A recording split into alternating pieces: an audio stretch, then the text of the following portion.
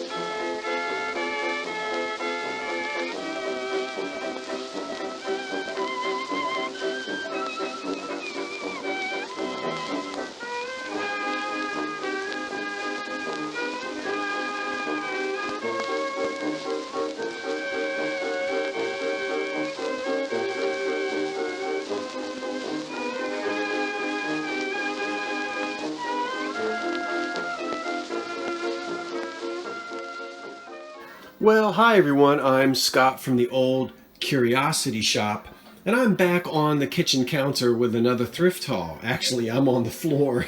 The thrifted items are on the kitchen counter. You figured that out.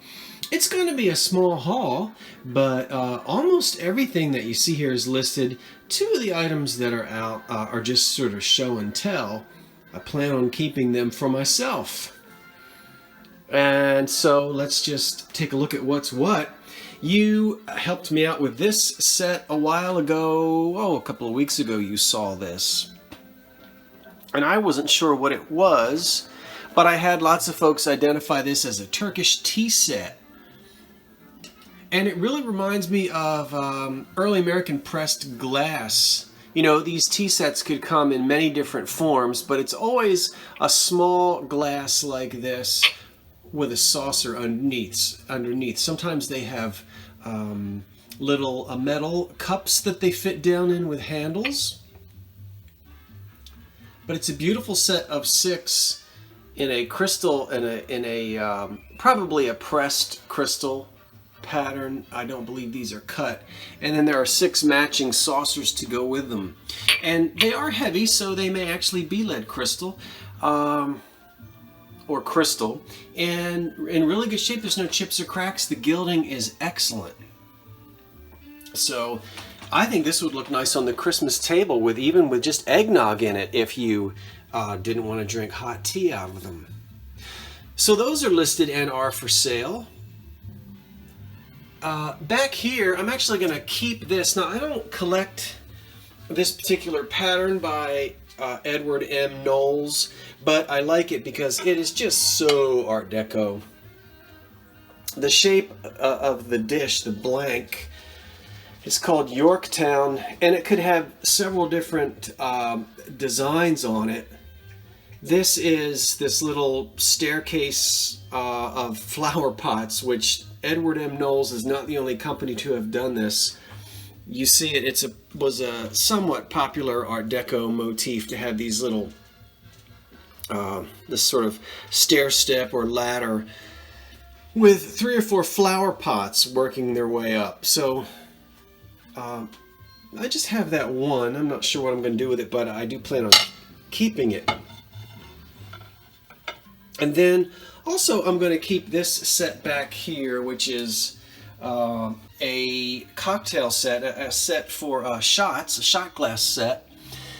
And it's American made, and this is blown glass, and then it's got sterling silver highlights on it. Now that sort of almost random painted effect on there was a popular thing to do in the mid 1930s. I see that decoration on items other than just glass.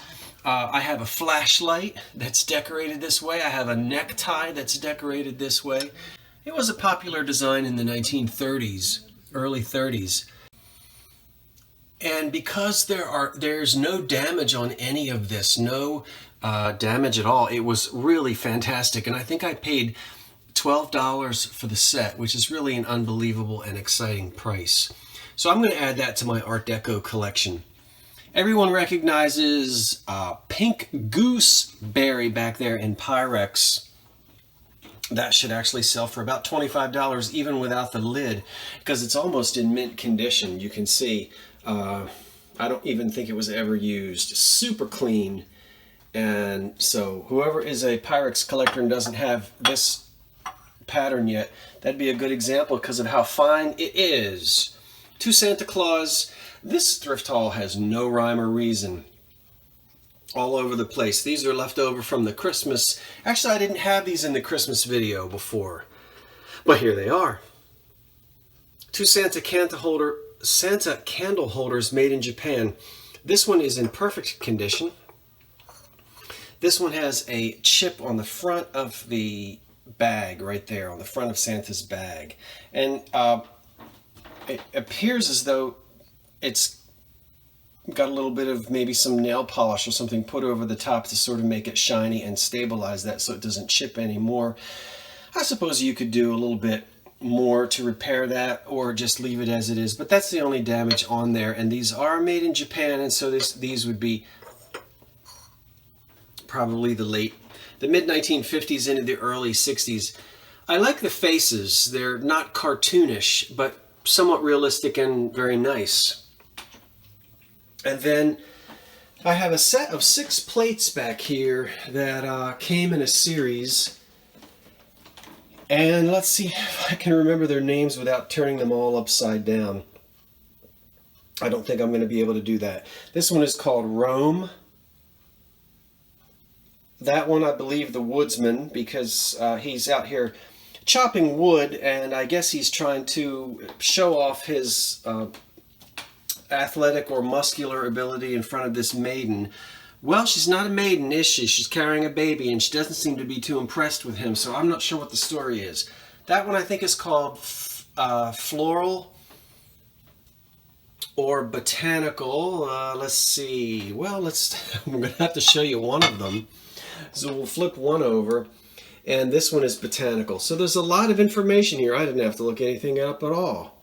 The Spode Blue Room Collection, this plate, Botanical, first introduced in 1820. Underglazed print from a hand-engraved copper plate, Spode, made in England. So they actually tell us when each one of these original blue and white transfer patterns were first issued. This is called The Woman at the Well, and we recognize probably the most popular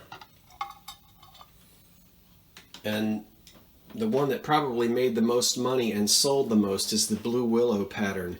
And Blue Willow, we can see, was first introduced in 1790. So these, I usually steer away from collector plates, but I purchased these because blue and white transferware remains very popular. It's a complete set of 6. They are in excellent unused condition. I think someone just was using these for decoration or didn't use them at all. And the sets do sell well. So beautiful set there of all those 6 Spode plates. This has to be Fenton, doesn't it? Who else can do such delicate crimping of the edges, the ruffled edges of the glass? It has a rough pontil on the bottom. There's no signature and no sticker, but this was made probably within the last 40 years, and it's unsigned, but it is painted, thickly painted with really nice enamel paint, and I am going to attribute it to Fenton because I'm fairly certain that that's who made it. And it's a tall, about a 10-inch glass vase, and there's no damage on it. The glass is not sick, although somebody needs to get a scrub brush and get right down into the bottom. I wasn't able to get all the way down in there, but you can see it does not have any sick glass calcium deposits on it. I'm saving this for the end because I'm so excited about it, but I've got to get those candy corns out of there in order for me to actually show you what it is. And so, let's see here. This is, you recognize that? That's the transmitter cup to an old wall phone, oak wall phone. And this is going to date all the way back to 1900 or so. It's brass underneath and they were painted black. So there'd be a mounting bracket and then the transmitter would fit down in there. So it's just a telephone part. For the telephone collectors, I think I paid $1 for it. I found it in a box. And then I've got 1, 2, 3, 4, 5, 6 old pressure gauges here. I'm selling all these together in one lot. I paid $5 each for them, so we've got 5, 10, 15, 20, 25. No, that's not right either. I didn't pay $30 for these. I think I paid $20 for the whole collection of them.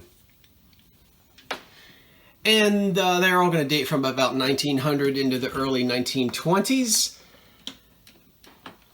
for parts or restoration, or for the steampunk folk who like to make projects out of these. We'll just scan from left to right and let you see them. They all have thick glass covers over the dials.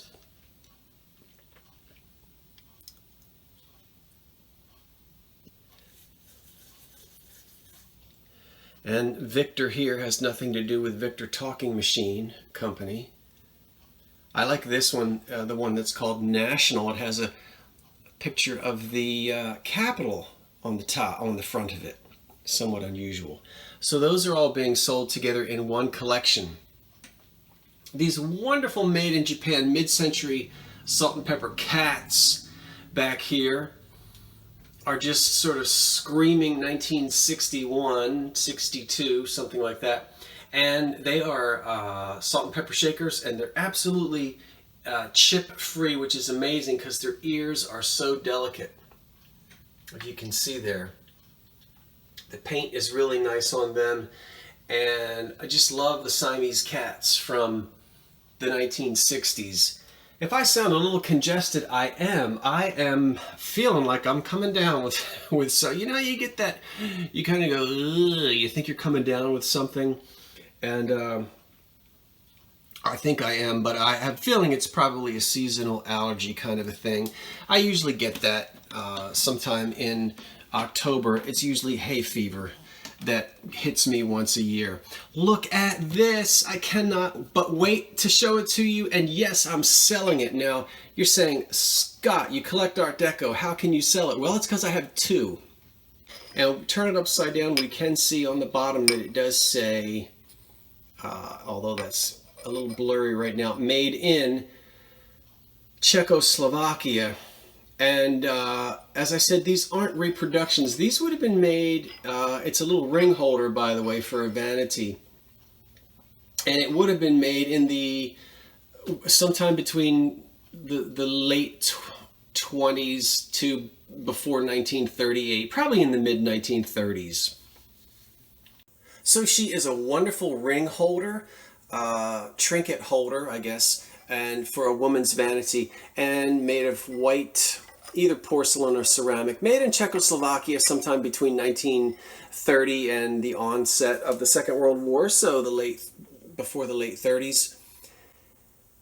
And it's in excellent condition. There are no chips or cracks. There's a little bit of wear to the gold, but it's nothing serious. A little bit of, you can see there on her chin and on her cheek. Very typical Deco design. The elongated neck, the way the hair is very streamlined and plastered to her head. and the way the eyes are stylized and the nose and everything. It's just so streamlined and so Art Deco. I love this piece, and I'm happy to be keeping one and selling the second one, or offering the second one to anyone else who might be a fan of Art Deco. It's just fantastic, and it is original. This is not a 1980s reproduction. This is going all the way back to the 1930s and Czechoslovakia. And you can even see her hands there are holding on to this little trinket tray. Okay, let me stand back up. I've eaten the candy corns, and that's everything. It's not a big haul, but I wanted to share these items with you today anyway. Okay, folks, I'm Scott from the Old Curiosity Shop, as always, saying thanks for watching, and so long for now.